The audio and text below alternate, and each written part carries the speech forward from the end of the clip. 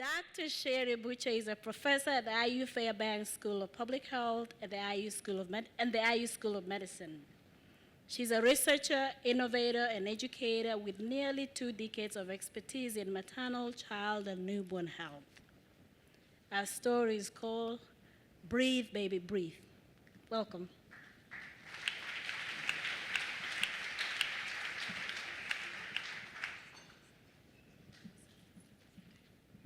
Good evening. Hamjambo. A few days ago marked my 20th anniversary of my very first trip to Kenya.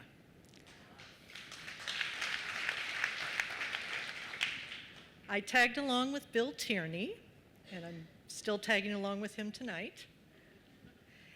And, you know, a lot has changed in my professional and my personal life since that first trip 20 years ago.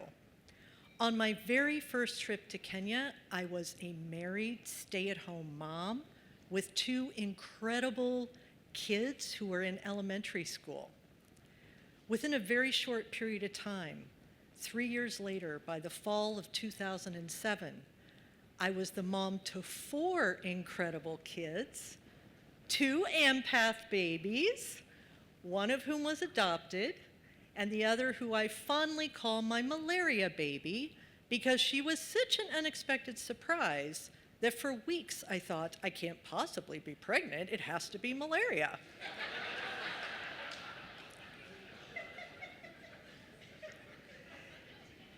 And in the fall of 2007, in addition to my 4 amazing kids, I started my dream job at Indiana University. It was a busy and crazy and wonderful time. And then my husband walked out. The next few months were really, really challenging because I was adapting to this new normal of being a single working mom of 4 incredible kids between the ages of 5 months and 13 years. And the advice that my mom gave me during that time was, just breathe, Sherri, just breathe. And so then in 2008, I was made aware of a grant from the American Academy of Pediatrics. They were searching for new partners to try to design and evaluate a brand new program for neonatal resuscitation. And I think my response in 2008 to that grant was probably the same as some of you in this room. I immediately Googled, what is neonatal resuscitation?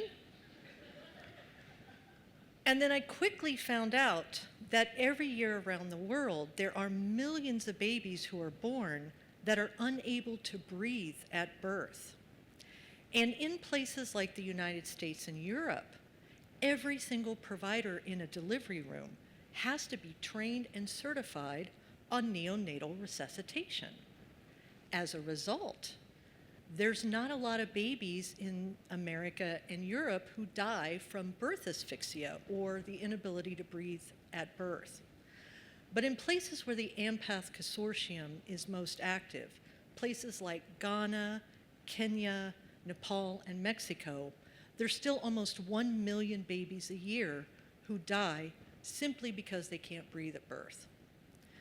Well, the American Academy of Pediatrics selected our site at AMPATH to be one of only 2 global sites to fund for this new neonatal resuscitation program that they call Helping Babies Breathe.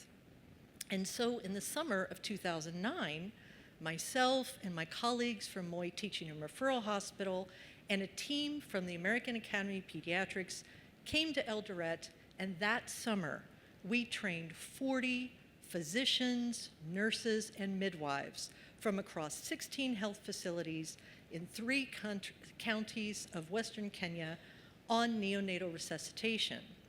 We also provided equipment to all of the participating facilities, including a bag and mask ventilation device, which is a piece of equipment that cost about $10. So then in October of 2009, there was a nurse midwife named Mary Wakesa who was on the night shift at Bokoli Subdistrict Hospital in Western Kenya.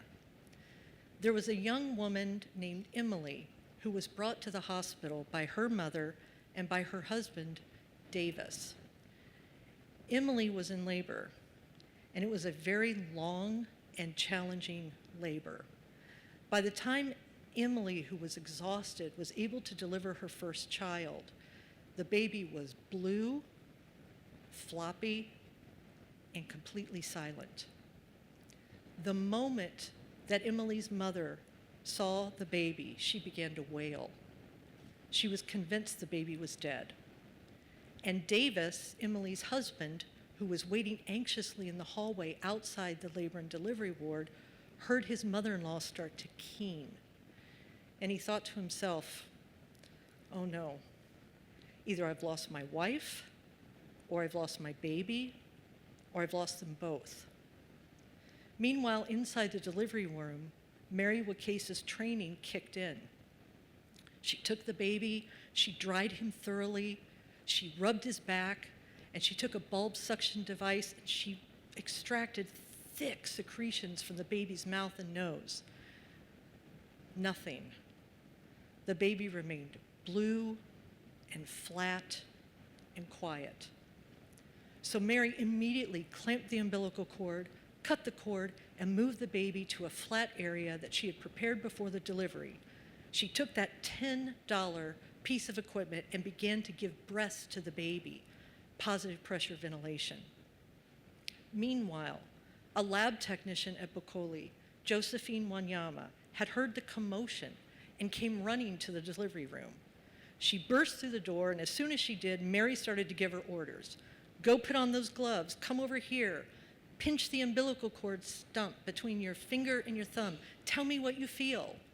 And as Josephine rushed to follow Mary's instructions, she leaned over this baby and she saw how blue and floppy and still he was. And she whispered to Mary, Mary, this baby isn't breathing. He's dead. Why are you struggling? And Mary said to her very quietly and calmly, let us try. This kid might come back. So then Josephine told Mary that indeed she was feeling a pulsation in this baby's cord. Mary seemed to get excited. She readjusted the baby's head, she reapplied the mask, and she continued to give breaths to this baby. Breathe 2, 3, breathe 2, 3, breathe 2, 3, breathe baby, breathe. And Josephine told me later that she thought her eyes were playing tricks on her, because in the dim light of this delivery room, while Emily and her mother were sobbing, Josephine thought she saw the baby start to change color. And then suddenly, he cried. He was alive.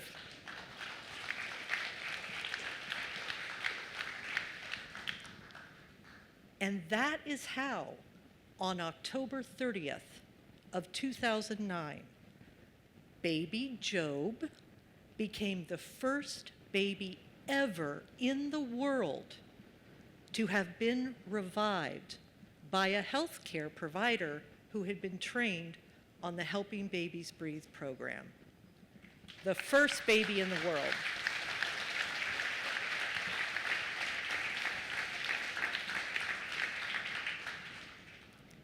In the years since, every time I go back to Kenya, I try to make time to go to Bokoli and visit with Mary and Josephine and with Emily and Davis and with Job and the growing family.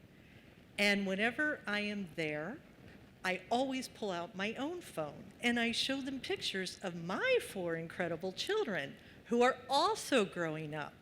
When this story started, my kids were 5 months to 13 years. Now they're 17 years to 30 years. And my son is here, and it's his birthday today.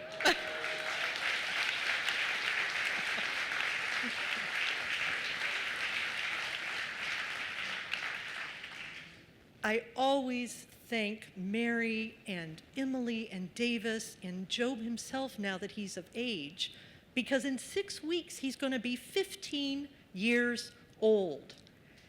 And I thank them for graciously allowing me to continue to share their story in venues like this. The other thing we always remark about is how this small seed, this small grant that started in Kenya has grown into something with such huge impact.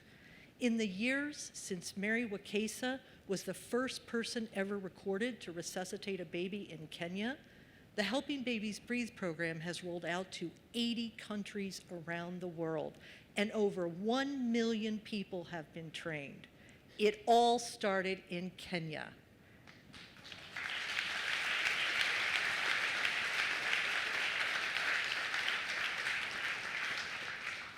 And it all started with AMPATH.